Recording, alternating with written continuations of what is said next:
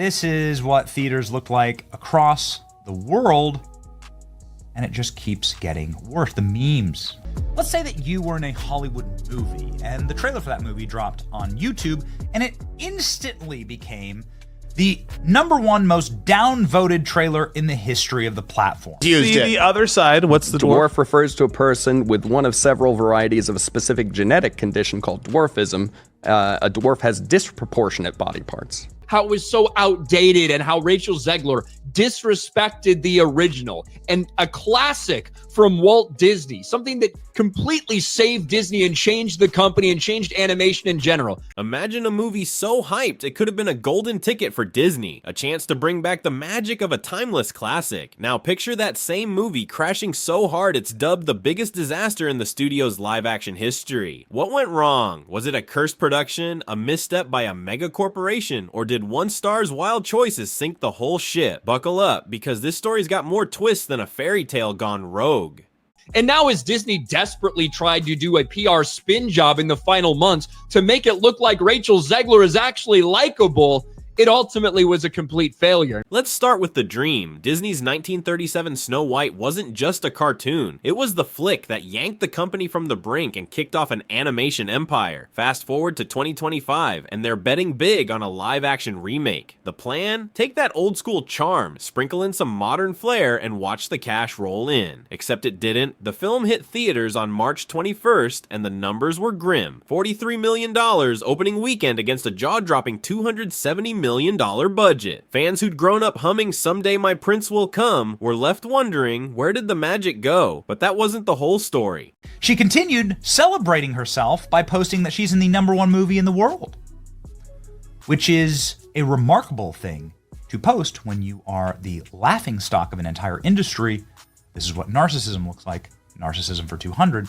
Enter Rachel Zegler, the young star tapped to play Snow White. She'd already dazzled in West Side Story, so Disney figured she'd be perfect to lead this reboot. Trouble started brewing the second her casting dropped. Some fans weren't thrilled about a Latina actress stepping into those iconic glass slippers, claiming it strayed too far from the fairest of them all vibe. Then Zegler opened her mouth. Back in 2022, she called the original Snow White outdated, slamming its romance as weird and the prince a stalker. To her, this new version was braver, bolder, a feminist twist. Die-hard Disney lovers, they weren't buying it. They saw it as a slap to a classic that didn't need fixing. Theaters are, of course, entirely empty.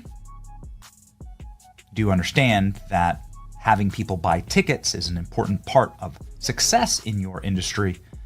Things got messier when Zegler hit social media. Last August, she tweeted about the film's hype, tacking on "and always remember, Free Palestine" at the end. Disney execs freaked. Insiders say they sent producer Mark Platt racing to New York to talk her down. Then, after Donald Trump's 2024 election win, she posted "fucking Donald Trump" and made Trump supporters never know peace.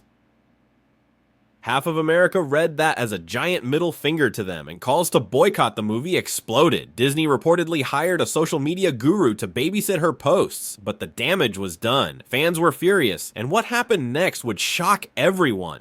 And it is actually so bad that Rachel Zegler decided to post a video of herself in a theater. Maybe I think she bought that ticket right there. Cue Gal Gadot, cast as the evil queen. She's Israeli, a former soldier, and outspoken about her roots. Zegler's post didn't just rile up Disney fans, they sparked a wave of death threats aimed at Gadot. Reports say the threats got so bad Disney shelled out big for extra security to protect her and her family. Boycotts popped up over Gadot's pro-Israel stance too, with protesters even crashing her Hollywood Walk of Fame ceremony waving Snow White supports genocide signs. Rumors swirled about tension between the two stars. Zegler skipping Gadot and premiere shoutouts didn't help, but no one's got receipts of a real feud. Still, the chaos was piling up fast. Decided to film herself in a theater, totally empty, giggling, tee-hee-heeing with total glee.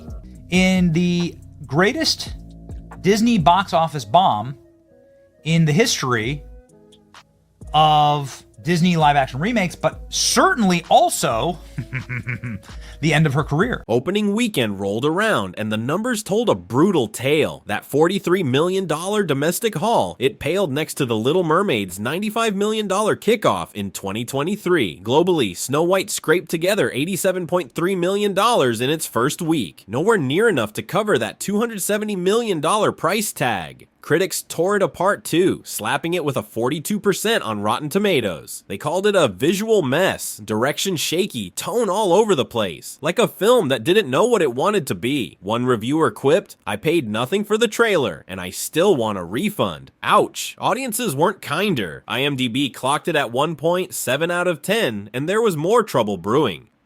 Bliss of total stupidity and narcissism. Look at the bliss.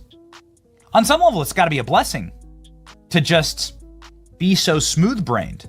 Disney scrambled to spin the narrative. They pushed Zegler out front, hoping her charm could save face. Insiders whisper it backfired. Hard. Word spread she'd been cut from a Toy Story 5 voice role codenamed Spiral. Then came talk of her being dropped from a Pirates of the Caribbean reboot before it even got off the ground. Blumhouse allegedly axed her from a horror trilogy, and Warner Brothers supposedly nixed her from a political thriller. True or not, the rumors painted a picture. Hollywood was done with her. Disney's PR machine couldn't keep up, and Zegler's next move only fanned the flames.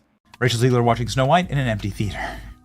Rachel Zegler is watching her box office flop, Snow White in an empty theater. The level of delusion should be studied, actually. The look of people, like, does this actually look like a happy person? It's always in the eyes, man. It's always in the eyes. If you cover up the mouth and you look at just the eyes, no, you see evil, in fact. Picture this. Zegler strolls into an empty theater, films herself watching Snow White, and posts it online, giggling like she's won the lottery. The internet lost it. Memes flew. Rachel Zegler watching her flop in a ghost town, and delusion level expert. Commentators called it peak narcissism, with one joking she bought the ticket just to flex. Empty seats became the symbol of the film's failure, and Zegler's giddy vibe struck fans as clueless. Social media turned it into a roast fest, and the backlash hit a whole new level. YouTube unseats Disney, Nielsen's TV distributor rankings. YouTube hit a record of 11% of all TV viewing. Well. Disney is dying. Zoom out, and Disney's got bigger problems. Bob Iger came back as CEO in 2022, promising to steady the ship after a rocky stretch. Instead, he's juggling theme park slumps, streaming flops, and a creative rut critics won't shut up about. Snow White landed like a bomb in the middle of it all. Some say it's the worst live-action remake Disney's ever churned out, worse than Dumbo's $114 million whimper in 2019. The studio insisted the film would find its feet, but ticket sales and online hate screamed otherwise. Was this just a misfire or a sign Disney's lost its touch? And at this point, Americans have rejected it. So not only the critics also didn't really like it all that much. 42% as a critic rating on Rotten Tomatoes, 1.7 out of 10 on IMDb. Wait, was that a 74% Audience fans? score?